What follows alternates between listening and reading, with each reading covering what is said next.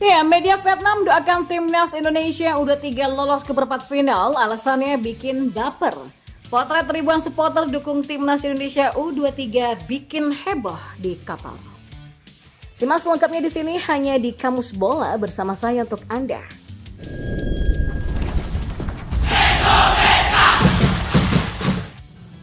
Ya, timnas Indonesia U23 akan menjalani laga hidup mati kontra Yordania dalam matchday ketiga Grup A Piala Asia U23 2024 di Stadion Abdullah bin Khalifah pada Minggu malam ini.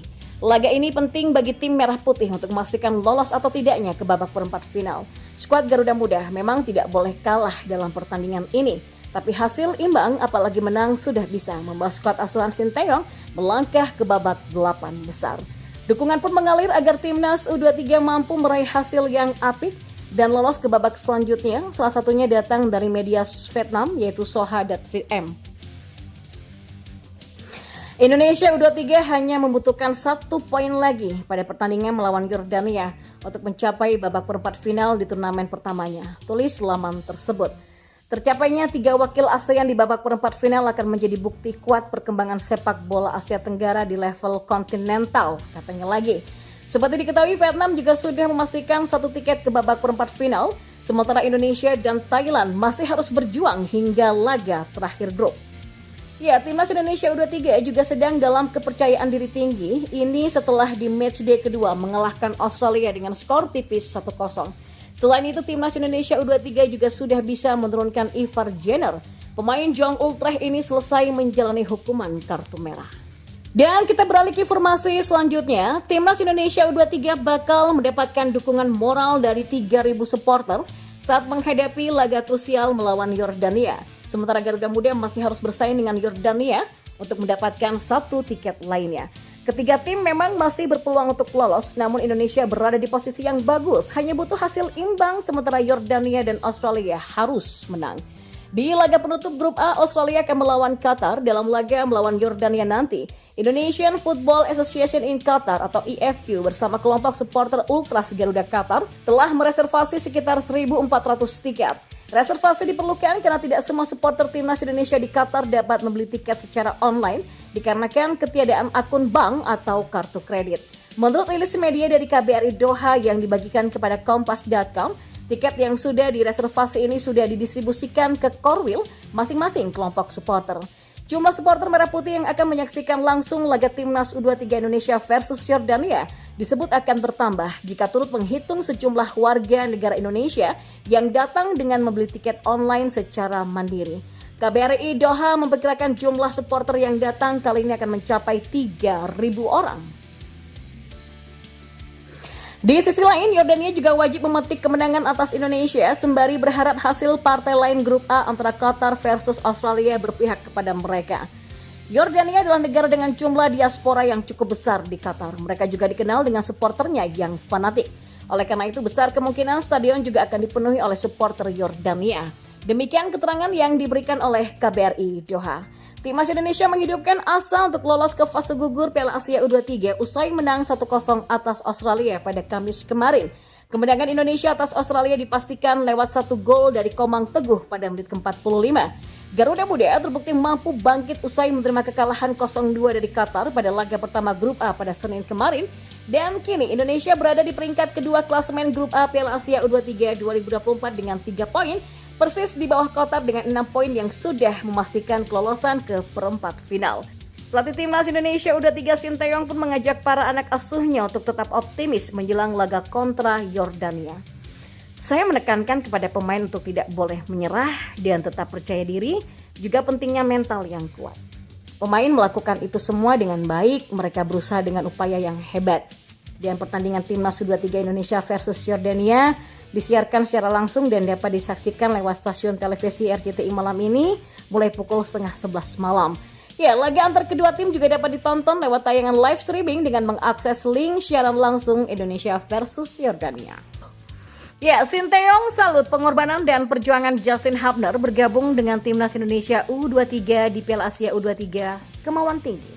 Pelatih timnas Indonesia U23 Sinteyong memuji pengorbanan Justin Hubner untuk bermain di Piala Asia U23 2024 Qatar. Lalu bagaimana dengan ceritanya? Justin Hubner baru tiba di Doha, Qatar dalam detik-detik akhir sebelum Timnas Indonesia U23 melawan Timnas Australia U23 pada 18 April 2024. Naik Shinkansen, ya, perjalanan Justin Hubner dimulai dengan menaiki kereta cepat Jepang Shinkansen dari Morioka menuju Tokyo, Jepang untuk menuju bandara dan terbang lewat Bandara Haneda.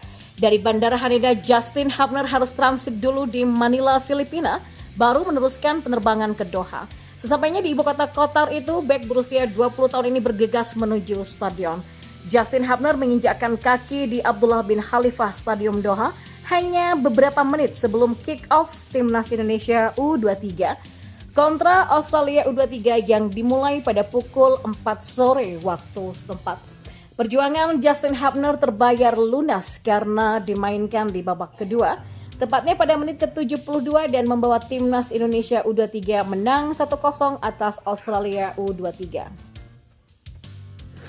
Saya mengapresiasi Justin Hubner karena begitu datang, hari saat dia datang, dia bicara bisa bermain melawan Australia dengan kemauan tinggi. Akhirnya saya memainkan dia di babak kedua, katanya. Ya, komentar jujur Sinteyong soal visi ke Timnas Indonesia di depannya tak hanya melulu soal prestasi, ternyata juga fokus pada hal ini. Pelatih Timnas Indonesia Sinteyong menceritakan soal visi dalam menangani Timnas Indonesia dan mengubah sistem sepak bola di Indonesia. Timnas Indonesia di bawah asuhan Sinteyong sudah memberikan perubahan yang signifikan di sisi prestasi, ranking dan juga performa yang impresif para punggawa Garuda. Pelatih asal Korea Selatan itu juga mengarsiteki Timnas Indonesia senior hingga kelompok umur yang memberikan perubahan dalam prestasi tim Garuda di kancah Asia. Yang terbaru membuat ranking FIFA dari Timnas Indonesia naik dengan menempati peringkat ke-134 dunia dengan koleksi 1102,70 poin dari sebelumnya ranking 142 dunia. Sinteyong juga berhasil melahirkan pemain muda berbakat seperti Marcelino Ferdinand, Asnawi Mangku Alam sampai Pratama Arhan. Hal itu merupakan efek positif dari potong generasi yang dilakukannya menggunakan para pemain muda untuk bermain di skuad timnas senior. Dan sebagaimana diketahui, pelatih Sinteyong juga masih terus berburu pemain keturunan Eropa dengan kualitas terbaik untuk memperkuat Timnas Indonesia, meski sebelumnya sudah punya sejumlah pemain keturunan di Timnas Indonesia dengan kualitas yang tidak kalah hebat.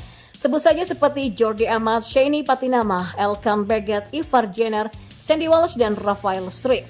Ya, pertahanan Timnas Indonesia sangat solid dengan memasang bek seperti Jordi Amat, Rizky Ridho, Asnawi, dan Elkan Baggett.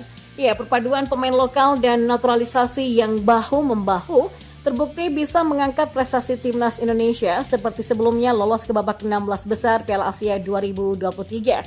Sinteyong ditunjuk menjadi pelatih Timnas Indonesia pada akhir tahun 2019 lalu dan kemudian diperpanjang kontraknya sampai Juni 2024. Mengingat ada ajang Piala Asia 2023 dan kualifikasi Piala Dunia 2026 yang harus diikuti oleh tim Garuda. Di dalam perjalanannya menangani Timnas Indonesia, Sinteyong banyak menjalani berbagai rintangan yang berat. Kesempatan acara bincang santai di Korea, Sinteyong berbagi pengalamannya selama menjadi pelatih Timnas Indonesia. Apa hal yang sangat ingin Anda lakukan atau ingin Anda capai di Indonesia? Tanya pembawa acara. Menjawab hal tersebut, Sinteyong mengaku bahwa sebenarnya dirinya ke Indonesia untuk mengubah sistem sepak bolanya. Daripada terlalu menitik beratkan pada prestasi, saya berpikir bahwa akarnya harus kuat agar ke atasnya juga kuat. Tidak bisa hanya membebankan prestasi di kancah senior saja kepada pelatih. Pertama kalinya dari Piala Dunia ke regional, ujarnya. Ia juga mengatakan bahwa sebelum dirinya masuk sebagai pelatih, Indonesia adalah tim dengan rata-rata pemain tertua di Asia Tenggara. Dan saya benar-benar merekrut yang pemain-pemain muda, pungkasnya. Sinteyong menyadari bahwa dirinya tidak mungkin selamanya menjadi pelatih Timnas Indonesia, jadi memberikan sistem jangka panjang untuk skuad Garuda. Karena kan saya bukanlah yang akan terus berada di sana ya. Bagaimanapun saya harus menempa pemain muda dan merubah sistemnya nanti, ujarnya. Dan saya pun berusaha membuat tim dengan pemikiran seperti itu, kata Sinteyong.